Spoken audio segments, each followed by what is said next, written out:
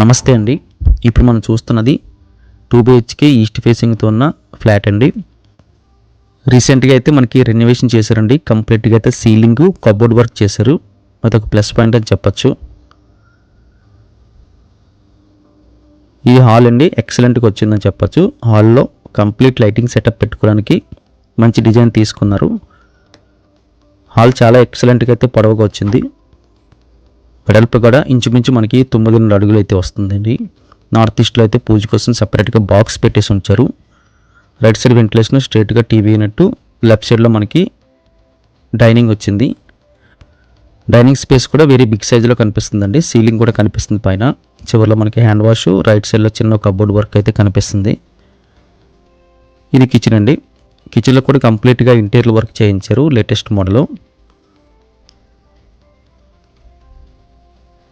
L షేప్లో అయితే kitchen ball వచ్చింది.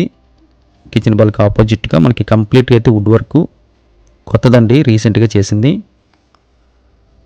కిచెన్కి మధ్యలో కూడా స్పేస్ బాగానే ఇచ్చారు. 4 అడుగులు వెడల్పు వచ్చింది. లేటెస్ట్ డిజైన్ అండి. కంప్లీట్గా సపరేట్గా చేసుకోవచ్చు.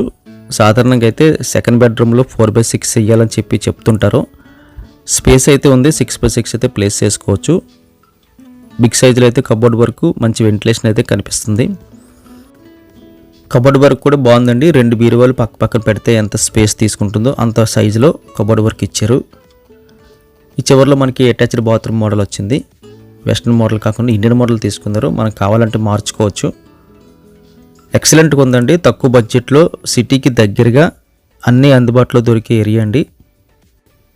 వీడియో చూడగానే లైక్ బటన్ క్లిక్ చేయండి. ఫస్ట్ టైం మన ఛానల్ చూస్తున్నట్టయితే కింద కనిపిస్తున్న సబ్స్క్రైబ్ బటన్ క్లిక్ చేసి సబ్స్క్రైబ్ చేయండి. Thank you very much for watching.